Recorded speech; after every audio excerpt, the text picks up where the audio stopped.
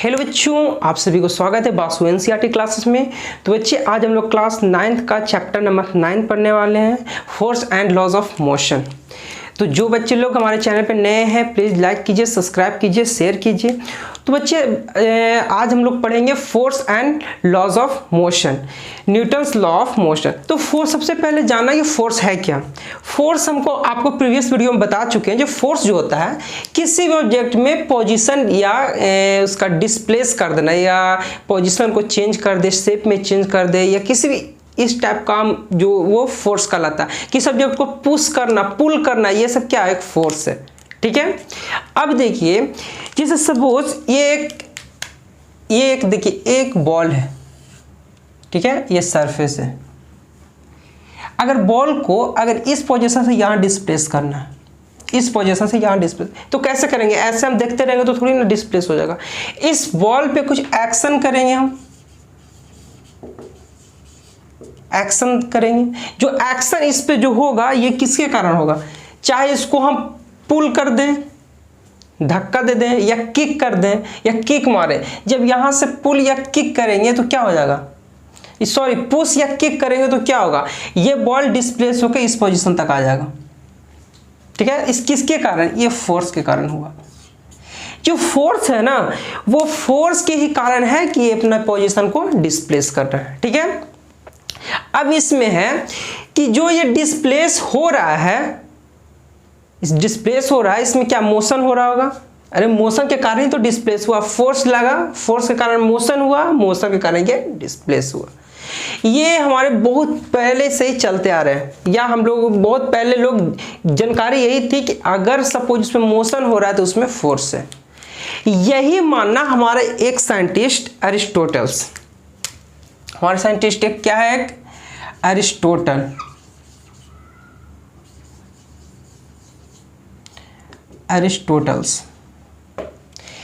Aristotle's को भी यही लगता था। क्या लगता था? कि जब ऑब्जेक्ट को अगर उस पे हम कोई एक्सटर्नल फोर्स अप्लाइड करें तभी ऑब्जेक्ट में मोशन होगा। किसको लगता था? अरिस्टोटल्स को। एक हमारे ग्रेट साइंटिस्ट अरिस्टोटल थे, इसको यही लगता था कि अगर किसी ऑब्जेक्ट में, अगर किसी ऑब्जेक्ट को अगर जब तक उस पे हम एक्सटर्नल एंड बैलेंस्ड फोर्स उस पे ना दें तब तक ये मोशन में नहीं आएगा। ठीक है। तो अरिस्टोटल का ये कहना था कि भाई एक्सटर्नल फोर्स तो जरूरी है, तभी ये ऑब्जेक्ट मोशन में आएगा। ठीक है। ये हमेशा कोई भी ऑब्जेक्ट, अरिस्टोटल बोलते हैं कि कोई भी ऑब्जेक्ट हमेशा है जो अपना नेचुरल पोजीशन रेस्ट पे रहना चाहता है। अपना जो नेचुरल पोजीशन, कोई भी ऑब्जेक्ट है, जैसे ये बॉल है, ये अपना क्या है कि नेचुरल पोजीशन हमेशा ही रेस्ट में ही रहना चाहेगा। ये अरिस्टोटल का भी यही मानना था, और ये पहले के लोग यही सब मान भी रहे थे कि भाई जो ऑब्जेक्ट है जो हमेशा क्या है, जो नेचुरल पोजीशन उसका जो है, जो हमेशा जो रहने की कोशिश करेगा, वो रहना चाहेगा, हमेशा वो रेस्ट में रहना चाहेगा। क्योंकि अगर ये बॉल को किक भी करेंगे तो क्या होगा, कुछ दूर तक जाने के बाद ये रुक जाएगा। इस चीज को देखते हुए अरिस्टोटल बोला था कि नेचुरल पोजीशन जो होता है किसी ऑब्जेक्ट का, वो रेस्ट पोजीशन होता है, और यह हमेशा रेस्ट में रहने की कोशिश करेगा। और इसको मोशन में लाने के लिए जब तक हम अनबैलेंस एक्सटर्नल फोर्स पे अप्लाइड नहीं जब तक करेंगे तब तक वो मोशन में नहीं होगा। ठीक है। जब यहां से अरिस्टोटल ये बात बोले तो फिर उसके बाद इसको एक और साइंटिस्ट इसके बाद जो आए, गैलीलियो गैलीलिए। ठीक है। गैलीलियो गैलीलिए आए तो वो बोलते हैं कि भाई सब आप जो बोल रहे हैं वो तो गलत बोल रहे हैं, हम इसको प्रूफ करेंगे। अब गैलीलियो भाई साहब क्या कहते हैं, देखिए क्या कहते हैं। उनका यही कहना था, जैसे उसका एक एक्सपेरिमेंट था, गैलीलियो गैलीलिए का एक्सपेरिमेंट को देख लीजिए। ये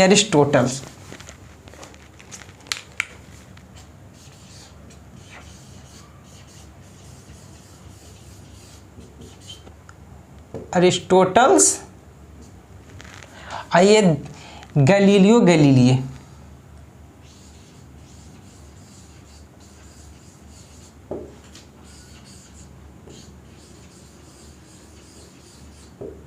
ठीक है। गैलीलियो गैलीली इसका एक्सपेरिमेंट था कि ये था कि जैसे एक इंक्लाइंड प्लेन लिए, एक इंक्लाइंड सरफेस लिया, ठीक है, इस टाइप का।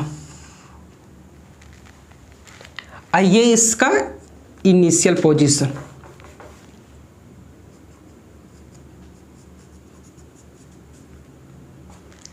ठीक है, ये इसका इनिशियल। अगर ये इस सरफेस से यहां से एक बॉल को रिलीज किया जाता है या छोड़ा जाता है, जब ये बॉल को यहां से जब रिलीज किया गया तो ये बॉल यहां से आते हुए ये इस पॉइंट तक चला गया, ठीक है, ये इस पॉइंट तक चला गया। अरे बोल रहा है कि जब जिस पॉइंट से, जिस हाइट से इसको इंक्लाइनेशन, जैसे ये थीटा एंगल यहां बन रहा था, ये भी यहां थीटा बन रहा था, दोनों सेम इंक्लाइनेशन था। जब यहां से इस पॉइंट से रिलीज किया बॉल तो ये इसी पॉइंट तक यहां तक आ गया, जितना हाइट से यहां रिलीज किया उतना हाइट तक यहां पहुंच गया। अब जब इसको सेकंड में इंक्लाइनेशन को और बढ़ा दिया, ये थीटा को और बढ़ा दिया, अगर ये फिर थीटा को क्या कर दिया,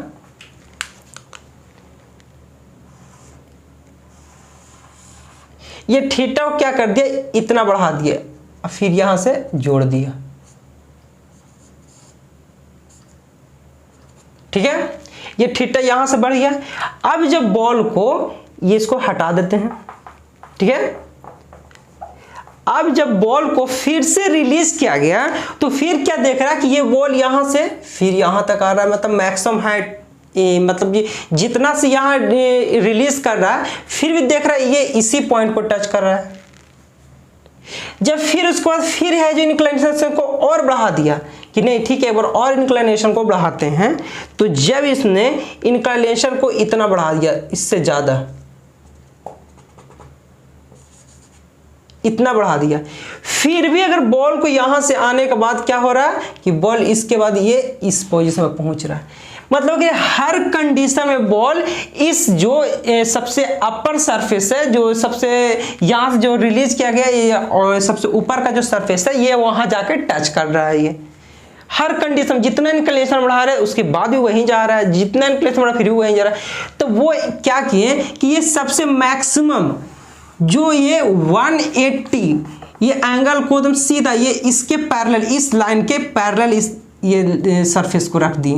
अब देखा जा रहा है कि ये बॉल को रिलीज करेंगे तो कहां रुकेगा, ये तो हमेशा चाहेगा कि जो इसके लेवल का जो सरफेस है इस लेवल को टच करना चाहेगा, लेकिन ये यहाँ पे क्या हो गया, इस लेवल का पैरेलल हो गया। जब इस लेवल का पैरेलल हो गया तो ये बॉल क्या चाहेगा, ये बॉल हमेशा चाहेगा कि हम इस लाइन को टच करें। तो इस लाइन को टच कहाँ करें, इन्फिनिटी तक भी चला जाएगा तो ये लाइन मिलेगा नहीं मिलेगा, तो ये चलता चला जाएगा, चलता चला जाएगा, चलता चला जाएगा जहां तक ये जा सके पॉसिबल हो। ठीक है, तो ये गैलीलियो को यही कहना था कि अगर सपोज ये ऑब्जेक्ट है जो रेस्ट में है, ठीक है, ये ऑब्जेक्ट अगर ये रेस्ट में है तो ये रेस्ट में ऑब्जेक्ट है तो इस पे जब तक हम एक्सटर्नल फोर्स नहीं लगाएं तब तक ये मोशन में नहीं आएगा।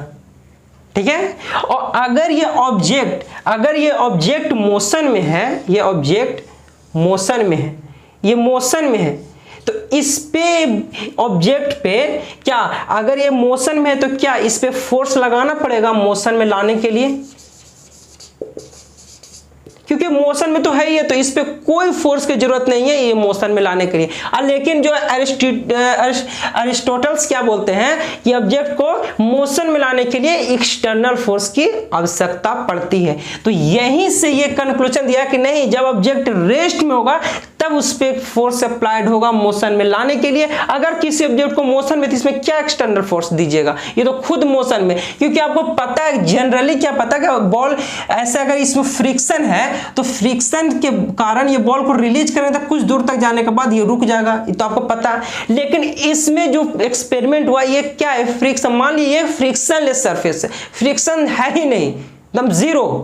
प्रीवियस वीडियो में आपको बता चुके हैं कि फ्रिक्शन क्या है, तो ये फ्रिक्शन इसमें है नहीं, उस कंडीशन बॉल को रिलीज करेंगे तो चलता चला जाएगा। तो इसीलिए बोला कि अगर कोई ऑब्जेक्ट मोशन में है तो उसमें कोई एक्सटर्नल फोर्स की जरूरत नहीं है उस ऑब्जेक्ट को मोशन में लाने के लिए। इसीलिए ये अरिस्टोटल का यहाँ पे गैलीलियो ने इसको गलत प्रूफ दे दिया। तो इसी को यहाँ से एरिस्टोटल्स फाल्सी के नाम से जाना जाता है। फाल्सी का मतलब हुआ कि गलत, जो अपना जो भी एक्सप्लेनेशन दिए वो गलत देना, वो फाल्सी हुआ। जो भी अपना विचार रखे वो गलत विचार को ठहरा दिया। कौन? गैलीलियो भाई साहब ने। ठीक है, अब ये गैलीलियो भाई साहब को तो कहना था कि भाई जो फोर्स होता है वो मोशन का कॉज होता है। जो फोर्स क्या होता है? मोशन का कॉज होता है। अब इसके बाद जो आते हैं आइजैक न्यूटन। कौन है? Sir Isaac Newton.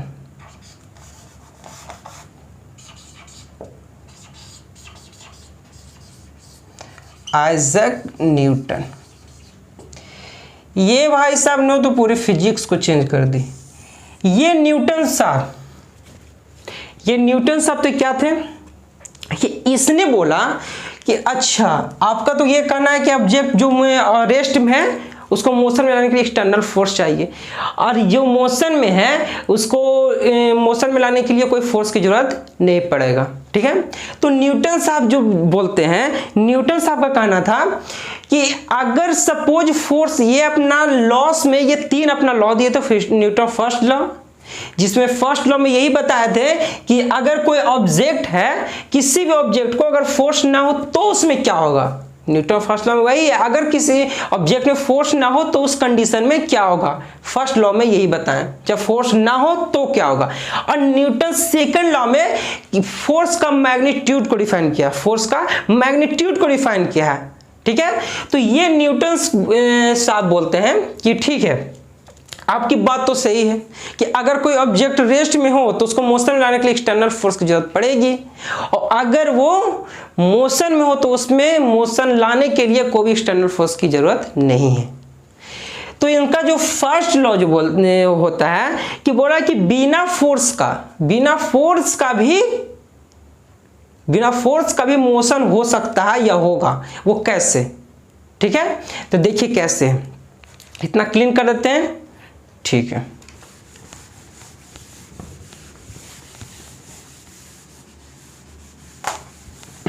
इतना समझ में आ रहा है ना कि अरिस्टोटल भाई साहब क्या बोले थे, उसको गलत कर दिया कौन सा? गैलीलियो भाई साहब ने। अब गैलीलियो भाई साहब जो पहला जो पॉइंट दिए थे कि ऑब्जेक्ट में मोशन रेस्ट है तो मोशन में लाने के लिए एक्सटर्नल फोर्स चाहिए, अगर मोशन में हो तो मोशन। इसी पॉइंट से, गैलीलियो के ही पॉइंट से न्यूटन साहब ने न्यूटन फर्स्ट लॉ को एक्सप्लेन किया था। गैलीलियो साहब के पॉइंट से ही किया था। पता, गैलीलियो साहब पॉइंट दिए तो सही है, लेकिन उसी को और ज्यादा एक्सप्लेन के साथ डिफाइन किए न्यूटन साहब ने। ठीक है, तो देखिए क्या होता है फोर्स का। इसमें देख लीजिए कि जो फोर्स होता है, फोर्स का एसआई यूनिट, ठीक है, एसआई यूनिट जो होता है वो न्यूटन होता है, जिसका शॉर्टकट एन से डिफाइन किया। ठीक है, और इसी का जो सीजीएस यूनिट होता है, सेंटीग्राम पर सेंटीमीटर, ठीक है, सॉरी सेंटीग्राम पर सेकंड, जो सीजीएस यूनिट होता है, ये सीजीएस यूनिट सेंटीग्राम पर सेकंड जो होता है, ये क्या होता है? डाइन होता है, ये डाइन होता है। ठीक है, इतना बात समझ में आया। चलिए अब इसमें देखते हैं बैलेंस फोर्स और अनबैलेंस फोर्स, कि बैलेंस फोर्स क्या होता है और अनबैलेंस फोर्स क्या होता है।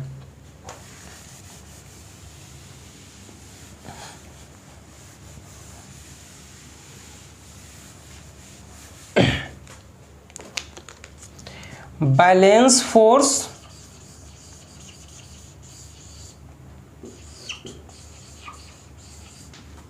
Unbalance force.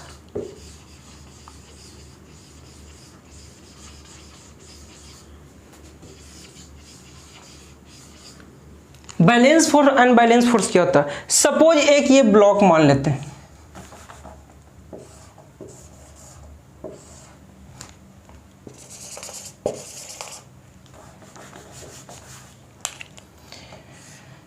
ये ब्लॉक एक मान लिए, ठीक है। बैलेंस फोर्स क्या होता है? ये ब्लॉक को अगर सपोज दोनों साइड इस डायरेक्शन से और इस डायरेक्शन से मान ली इससे 50 न्यूटन इस डायरेक्शन से, 50 न्यूटन इस डायरेक्शन से, दोनों डायरेक्शन से सेम मैग्नीट्यूड में फोर्स को अप्लाइड किया जा रहा है।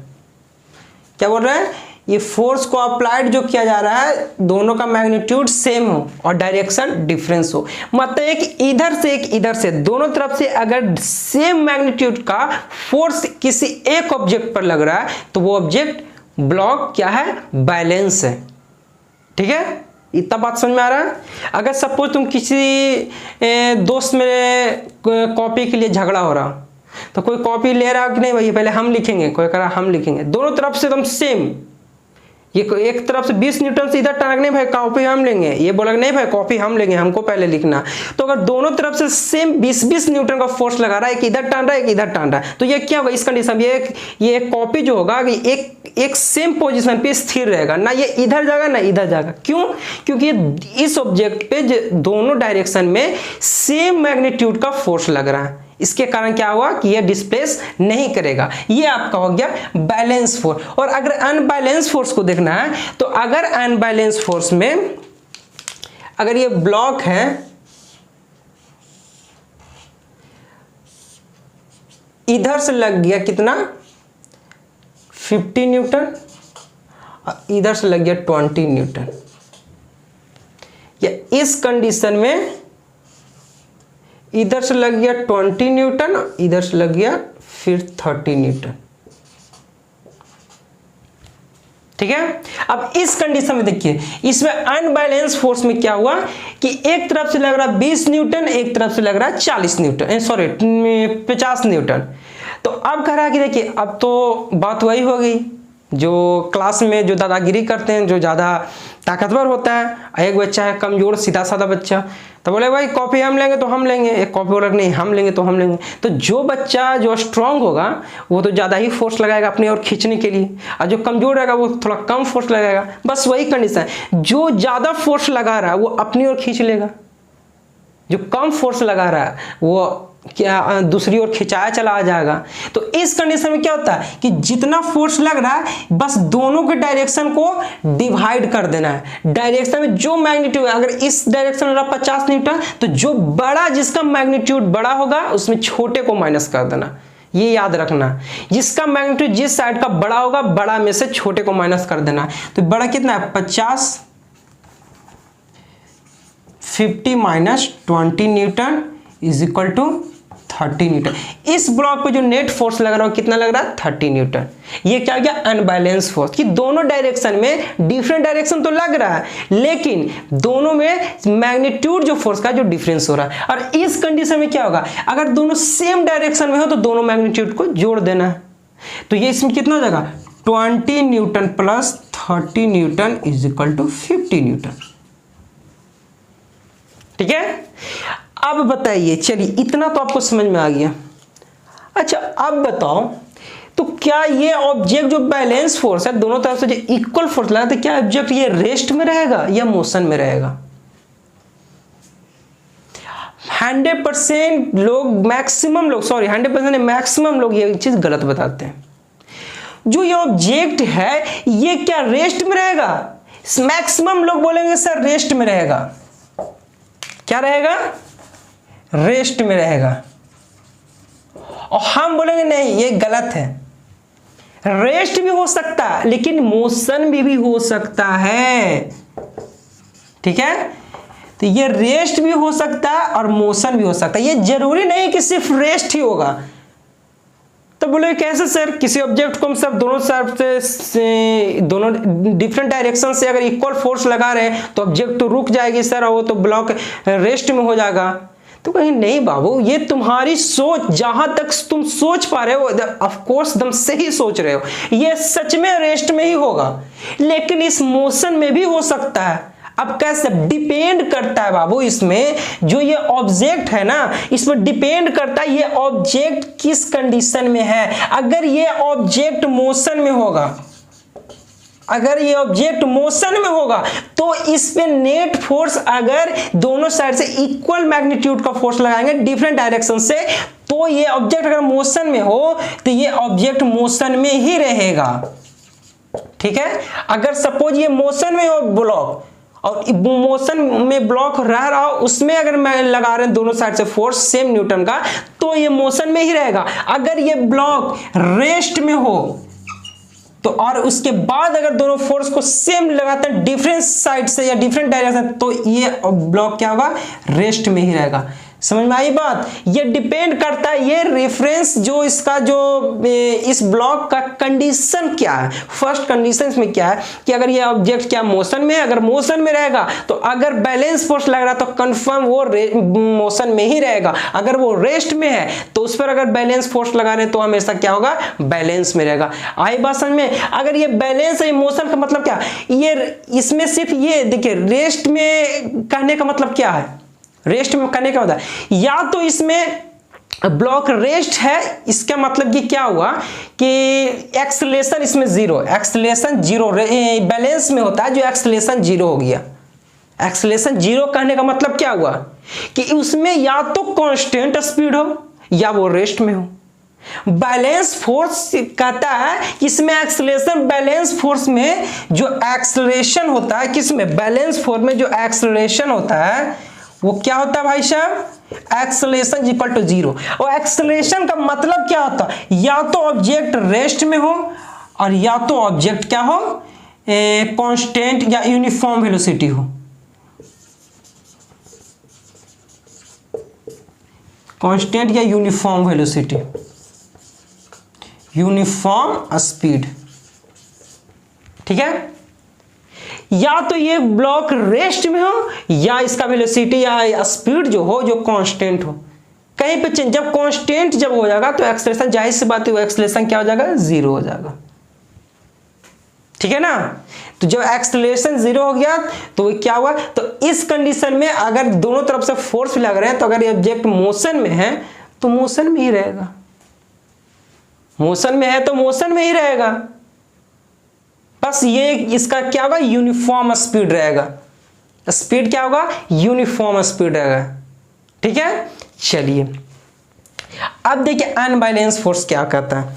अगर ये अनबैलेंस जो फोर्स है, जो इसमें क्या होना चाहिए, क्या ये ऑब्जेक्ट मोशन में रहेगा या एक्सेलरेटेड रहेगा या नॉन एक्सेलरेटेड रहेगा। ये ऑफ कोर्स इसमें अगर देखो सपोज अगर कि कोई जो स्ट्रांग बच्चा है वो कॉपी खींच रहा हो, ये दूसरी तरफ कमजोर बच्चा खींच रहा हो, और अगर ये अचानक जो स्ट्रांग बच्चा कॉपी खींच रहा हो अचानक ये कॉपी छोड़ दे तो बंदा क्या होगा, जो कमजोर बच्चा है वो फेंका जाएगा। क्यों, क्योंकि हमेशा उसमें वेलोसिटी इंक्रीज होते चला जा रहा है। जब वेलोसिटी इंक्रीज होते चला मतलब एक्सेलरेशन क्या है, एक्सेलरेशन कुछ बढ़ते चला जाएगा, तो ये हमेशा क्या होगा, इसमें एक्सेलरेशन का इंक्रीज होते चला जाएगा, मतलब वेलोसिटी का इंक्रीज होते चला जाएगा। तो इस कंडीशन जो अनबैलेंस फोर्स में इसमें क्या होगा, इंक्रीजिंग एक्सेलरेशन या वेलोसिटी। इतना बात समझ में आई। चलिए तो अब हम नेक्स्ट पॉइंट पे आते हैं। ये जो बैलेंस और अनबैलेंस जो फोर्स है,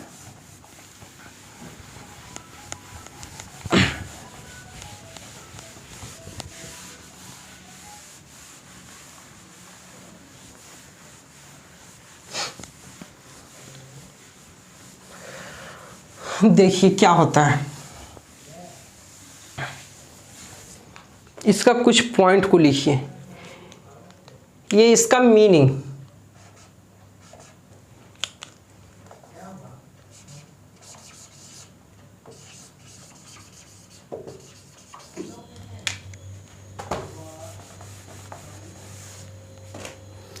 मीनिंग को लिखिए।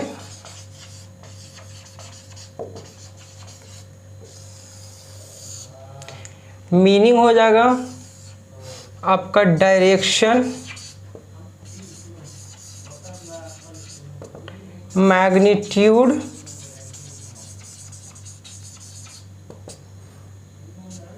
डायरेक्शन, मैग्नीट्यूड, फिर हो जाएगा moving object,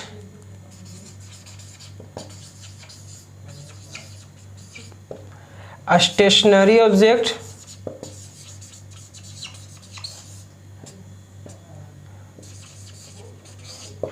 moving object, stationary object और नेट फोर्स। Net force. ये हो गया बैलेंस फोर्स के लिए, ये हो गया अनबैलेंस फोर्स के लिए।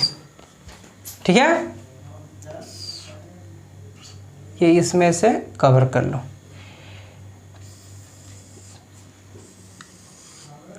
अब बताओ मीनिंग इसका क्या होगा, मीनिंग क्या होगा?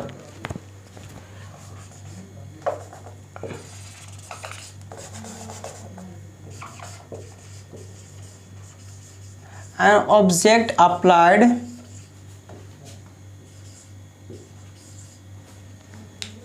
ना the force applied and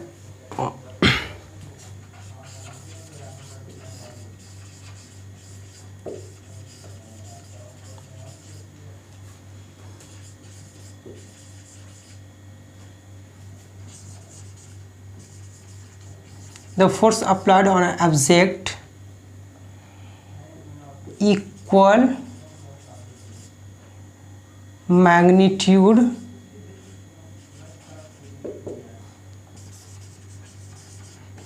and different direction।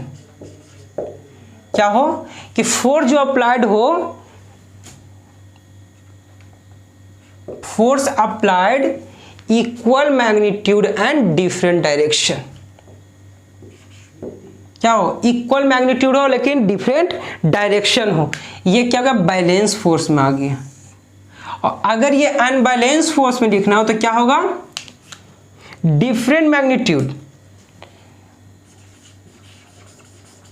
Different magnitude and same direction या डिफरेंट डायरेक्शन, डिफरेंट डायरेक्शन।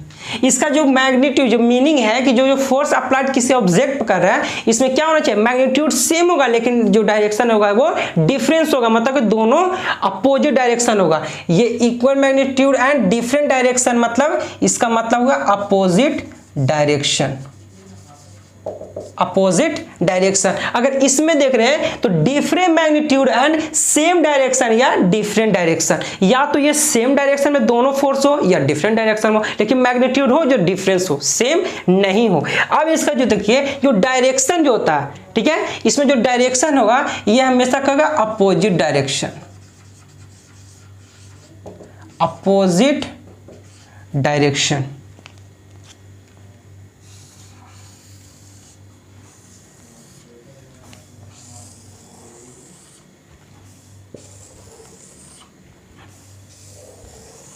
ठीक है, ये अपोजिट डायरेक्शन, इसमें क्या होगा? अपोजिट डायरेक्शन, अपोजिट डायरेक्शन या सेम डायरेक्शन, सेम डायरेक्शन। इसका डायरेक्शन बताया अपोजिट या सेम डायरेक्शन। अब मैग्नीट्यूड क्या होगा? इसमें हमेशा सेम मैग्नीट्यूड, जो दोनों का फोर्स का होगा, जो सेम मैग्नीट्यूड होगा, जो दोनों का जो इधर से फोर्स लगा इधर से दोनों का सेम मैग्नीट्यूड होगा। लेकिन इसमें हो जाएगा जो डिफरेंट मैग्नीट्यूड हो जाएगा, डिफरेंट मैग्नीट्यूड। अब बताइए मूविंग ऑब्जेक्ट के लिए, ये मूविंग ऑब्जेक्ट के लिए जो ये बैलेंस फोर्स में क्या हो जाएगा? फॉर मूविंग ऑब्जेक्ट, अगर ये इसको अगर स्टेशनरी, जो स्टेशनरी ऑब्जेक्ट मतलब रुका हुआ जो मूविंग ऑब्जेक्ट है, तो मूविंग ऑब्जेक्ट में इसमें क्या बैलेंस फोर्स में मूविंग ऑब्जेक्ट में भी होगा? यस, जरूर होगा, क्योंकि हम क्या बोले थे कि बैलेंस फोर्स में मूविंग ऑब्जेक्ट में भी होगा। क्यों होगा? क्योंकि मूविंग ऑब्जेक्ट में, क्योंकि वो मोशन में है, मोशन में है तो क्या कि अगर कोई ऑब्जेक्ट मोशन में, अगर उस पर नेट फोर्स भी लगा देते हैं तो क्या हो जाएगा? नेट फोर्स लगाने के बाद भी उस ऑब्जेक्ट में मोशन क्या हो जाएगा? अगर दोनों तरफ से फोर्स लगा भी दे रहे हैं तो क्या हो जाएगा? बैलेंस फोर्स लग रहा है तो वो ऑब्जेक्ट मोशन में ही रहेगा। तो मूविंग ऑब्जेक्ट क्या हो जाएगा? मोशन में ही रहेगा, मोशन में ही रहेगा। और लेकिन ये इसमें अनबैलेंस फोर्स में मूविंग ऑब्जेक्ट में या तो रेस्ट में हो जाएगा या मोशन में ही रहेगा, या ये तो रेस्ट हो जाएगा अनबैलेंस फोर्स, नहीं तो मोशन में ही रहेगा। क्या समझ में आया? ठीक है। और ये स्टेशनरी ऑब्जेक्ट के लिए, अगर स्टेशनरी ऑब्जेक्ट के लिए तो ये क्या हमेशा रेस्ट में रहेगा, और ये क्या हो जाएगा, ये मोशन में आ जाएगा। ठीक है। अब देखिए नेट फोर्स हमेशा इसका जीरो हो जाएगा, जीरो हमेशा बैलेंस फोर्स का होता है, और ये अनबैलेंस फोर्स का नेट फोर्स क्या हो जाएगा, ये हमेशा क्या हो जाएगा, नॉन जीरो, नॉन जीरो। ठीक है, आई बात समझ में? चलिए, ये आपका था ये इतना बैलेंस और अनबैलेंस के ऊपर कि क्या क्या है मैग्नीट्यूड, डायरेक्शन, मैग्नीट्यूड और मूविंग ऑब्जेक्ट के लिए, स्टेशनरी ऑब्जेक्ट के लिए और नेट फोर्स। ठीक है। चलिए अब हम पढ़ते हैं कि भाई इनर्शिया क्या होता है। ये कहानी टोटल किसके लिए पढ़ रहे हैं, बस न्यूटन्स फर्स्ट लॉ के लिए पढ़ रहे हैं। बस इतना बता देने के बाद आपको न्यूटन्स फर्स्ट लॉ खुद समझ में चला आएगा कि ये होता क्या। ठीक है।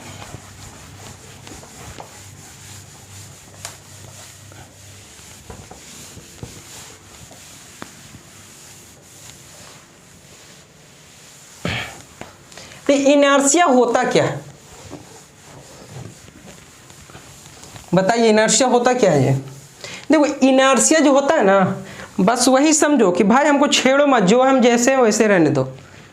इनर्शिया क्या होता है कि भाई छेड़ो मत, हम जैसे हैं वैसे ही रहने दो। इनर्शिया का बस यही मतलब है कि हम जो हैं वही रहने दो, हमको छेड़ो मत। अगर हम रेस्ट में तो हम रेस्ट में ही रहेंगे, मोशन में तो मोशन में ही रहना चाहेंगे।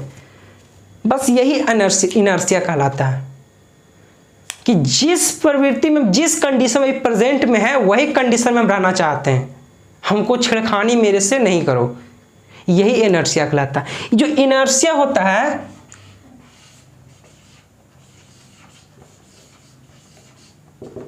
कि जो हम जैसा वैसा हमको रहने दो। अगर हम रेस्ट में तो हम रेस्ट में रहना चाहेंगे, अगर मोशन में तो मोशन में रहना चाह रहे हैं, अगर हम किसी एक डायरेक्शन में तो वही डायरेक्शन में रहना चाहेंगे।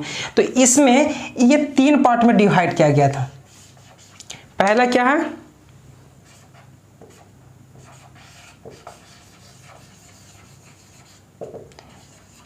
Inertia of motion,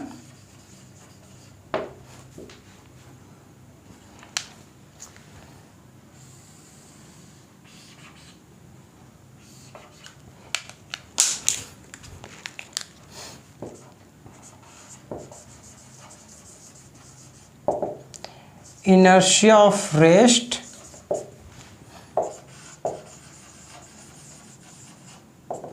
inertia of direction।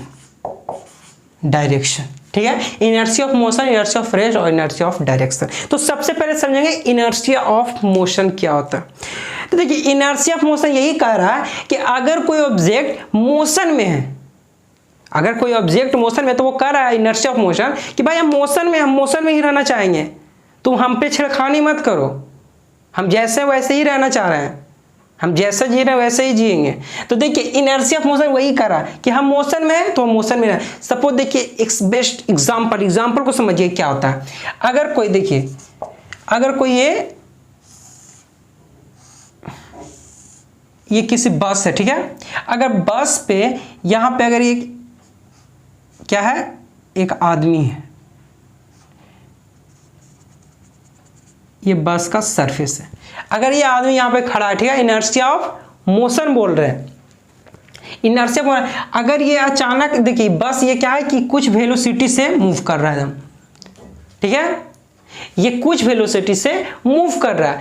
तो इनर्शिया ऑफ मोशन क्या कहता है, अगर कोई ऑब्जेक्ट ये मूव, अगर ये ऑब्जेक्ट ये अगर कोई बस मूव कर रहा है, उसके साथ ये जो इंसान है ये भी मूव कर रहा है कि बस में ही है, तो ये क्या है, ये मोशन में ही रहना चाह रहेगा, क्योंकि ये मोशन में है तो मोशन में ही रहना चाहेगा। अगर अचानक बस क्या है कि रुक जाती है, तो रुक जाने से क्या होता है, अचानक अगर ब्रेक लेता है तो क्या होता है, ये आगे की ओर क्या होता है, गिर जाता है, आगे की ओर झुक जाता है। क्यों? क्योंकि है कि इसका जो लेग है, जो कांटेक्ट है बस से, जो बस के सरफेस है उससे कांटेक्ट है, तो अचानक बस रुक रही है। इसका मतलब है कि बस रुकने का मतलब हुआ कि ये पैर है जो वो मोशन में ही रहना, पैर है जो रेस्ट में आना चाहेगी, लेकिन जो पैर के ऊपर जो अपर बॉडी है, अपर पार्ट ऑफ बॉडी है, शायद यहां से दिख नहीं रहा, जो पैर के ऊपर का पार्ट बॉडी है वो चाहेगा कि नहीं हम अभी हम मोशन में ही रहेंगे, क्योंकि वो चाहेगा कि हम मोशन में रहेंगे। वही इनर्शिया ऑफ मोशन यही बोल रहा है कि वो चाहेगा कि हम मोशन में रहे, तो वो मोशन में रहेगा, नहीं तो वो रेस्ट में चाहता। तो अगर रेस्ट में अगर चाहता कि नहीं बस रुकी, तो हम भी रेस्ट में अगर चाहते तो ये ऐसे यही से खड़ा रहता। लेकिन अचानक ब्रेक लेने के बाद क्या होता है, अचानक ब्रेक लेने के बाद जो झुक जाता है। ठीक है, अब देखिए क्या होता है। अगर सपोज एक फैन को लीजिए, फैन मोशन कर रहा है, ठीक है। अगर फैन को मोशन कर रहा है तो इसमें अचानक हम बिजली कट किए, मतलब करंट पास करना क्लोज कर दिए, तो अचानक नहीं ना रुकता है, क्या होता है धीरे धीरे रुकेगा। तो वो चाहेगा जो जब हम वहां से करंट को ऑफ किए तो वो रुक जाना चाहिए अचानक, एकदम डायरेक्ट जैसे करंट ऑफ पास करंट जाना फ्लो वहां बंद हो गया तो वो अचानक रुकना चाहिए, नहीं वो मूव करे, वो चाहता कि नहीं अभी हम मोशन में ही रहेंगे, क्योंकि उसका प्रवृत्ति इनर्शिया क्या मोशन टाइप का, इसलिए चाहेगा कि वो मोशन में रहे तो वो मोशन में रह जाएगा। इसीलिए है जो आदमी आगे की ओर झुक जाता है। अगर इनर्शिया ऑफ रेस्ट का एग्जांपल लेते हूं तो अगर सपोज ये इसी में देखिए कि अगर ये सपोज ये बस है, ठीक है, ये बस का सरफेस है, इस पर एक जो इंसान है यहां से खड़ा है, सॉरी बैठा या खड़ा है जैसे बोलो, इनर्शिया ऑफ रेस्ट। अगर ये ऑब्जेक्ट, अगर ये बस है जो इसका रुकी हुई है, अगर अचानक ये बस कुछ वेलोसिटी के साथ अचानक ये बस चलना स्टार्ट की, तो अचानक चलने के बाद ये इंसान है जो पीछे की ओर झुक जाएगा या पीछे की ओर गिर जाएगा। क्यों बताइए क्यों? क्योंकि ये जो ऑब्जेक्ट है ये चाहेगा कि साहब हमको रेस्ट में रहने दो, क्योंकि इसलिए बोल रहा है कि हम रेस्ट में है, अचानक ये रेस्ट में है, तो अचानक अगर इसको वेलोसिटी हम दे रहे हैं, अगर इसको एक्सेलरेट कर रहे हैं बस को, तो ये चाहे कि नहीं अभी हम रुके हुए रहें, मोशन में तुरंत नहीं लाना चाहेगा, यही थोड़ी देर के बाद भी फिर खुद ब खुद स्टेबल हो जाएगा, तो फिर ये मोशन की प्रवृत्ति में आ जाएगा। तो ये चाहेगा कि अभी हम रेस्ट में, इसीलिए क्या होता है आदमी पीछे की ओर झुक जाता है। ठीक है, अब देखिए inertia of direction. Inertia of direction के सपोज एक ये सर्कुलर पाथ लीजिए, सर्कुलर पाथ, यहां पे एक कार है, यहां पे एक कार है, अगर इसमें जो इंसान है ये ड्राइव कर रहा है, अगर कार ड्राइव कर रहा है ना, तो अगर सर्कुलर पाथ पे या गोलंबर के पास अगर कार को मूव करेंगे ना, तो वो क्या है कि बाहरी साइड इस तरह से झुकता चला जाएगा। क्यों?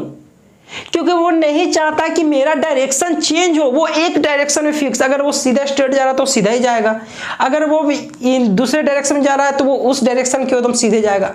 वो नहीं चाहता कि हम डायरेक्शन को चेंज करें, वो हमेशा क्या कहता है किसी एक यूनिट डायरेक्शन पे चले। तो यूनिट डायरेक्शन में चलने का सर्कुलर पाथ में जाएंगे ना, तो वो इस तरह से, जिस तरह से सर्कुलर पाथ रोटेट करेगा, आदमी भी इस तरह से रोटेट करता चला जाएगा, वो झुकाव होता चला जाएगा। तो किसके कारण हो रहा है? वो डायरेक्शन चेंज के कारण झुकाव हो रहा है। वो नहीं चाहता कि हम डायरेक्शन चेंज करें, लेकिन वो करना पड़ रहा है, क्योंकि वो कंडीशन ऐसा आ रहा है कि हमको गोलंबर के पास हमको मूव करना, रोटेट करना है। तो ये क्या है कि डायरेक्शन भी नहीं चेंज करना चाहता। अगर ऑब्जेक्ट रेस्ट में तो वो रेस्ट में रहना चाहेगा, अगर ऑब्जेक्ट मोशन में तो वो मोशन में रहना चाहेगा। ठीक है, इसमें है अप्लाई ब्रेक। आइए वेलोसिटी, ये आपका इनर्शिया था, inertia of motion, inertia of rest and inertia of direction. ठीक है, अब चलिए, अब इसमें इसी सभी को कंक्लूजन लेते हुए जो न्यूटन्स फर्स्ट लॉ बोलता है, बस इस जो हम टोटल अभी पढ़े हैं बस वही को एक वर्ड को डिफाइन कर दिया, Newton's first law. Newton first law में यही कहता है कि अगर कोई ऑब्जेक्ट मोशन में है तो वो मोशन में रहना चाहेगा, अगर कोई ऑब्जेक्ट रेस्ट में तो वो रेस्ट में रहना चाहेगा, तब तक उस पर कोई एक्सटर्नल फोर्स न लगाए, कब तक रहना चाहेगा ऐसा? जब तक उस पर कोई एक्सटर्नल फोर्स नहीं लगाए, वही तो न्यूटन्स फर्स्ट लॉ कहलाता है। इस टोटल का कंक्लूजन ही क्या कहलाता है? Newton first law. Newton first law यही कहलाता है कि अगर कोई ऑब्जेक्ट रेस्ट में रेस्ट में है तो ऑब्जेक्ट क्या है? रेस्ट में रहना चाहेगा। अगर वो मोशन में है तो वो क्या है? मोशन में रहना चाहेगा। कब तक? जब तक कोई उस पे एक्सटर्नल फोर्स अप्लाई ना हो। कब तक? जब तक उस पर कोई एक्सटर्नल फोर्स अप्लाई नहीं हो। यही न्यूटन फर्स्ट लॉ कहता है। आई बात समझ के? न्यूटन फर्स्ट लॉ क्या है कि अगर कोई ऑब्जेक्ट रेस्ट में तो रेस्ट में रहना चाहेगा, मोशन में है तो मोशन में रहना चाहेगा, जब तक उस पर कोई एक्सटर्नल एक और पॉइंट, बहुत ही इंपॉर्टेंट पॉइंट, जब तक उस पर एक्सटर्नल फोर्स जो होना चाहिए वो कैसा होना चाहिए? Unbalance force. इस पे जो एक्सटर्नल फोर्स होगा वो किस टाइप का होना चाहिए? यहां पे लिखते हैं अनबैलेंस एक्सटर्नल फोर्स।